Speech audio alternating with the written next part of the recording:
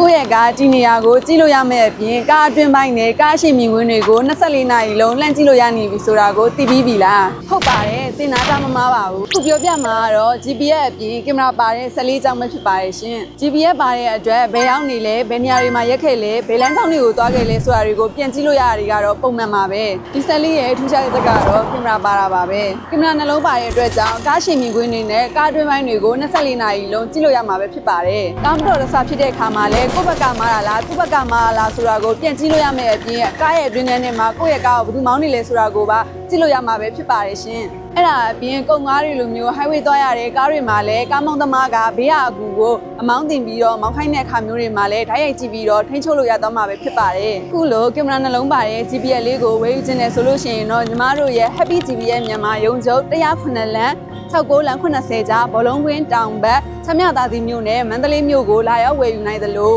ကော့ဆန်နာဖုန်းနံပါတ်ဖြစ်တဲ့955653366ဖုန်းနံပါတ်ကိုလည်းဆက်သွယ်ပြီးတော့ဝယ်ယူနိုင်ပါတယ်ရှင်အားလုံးပဲကျေးဇူးတင်ပါတယ်ဘိုင်ဘိုင်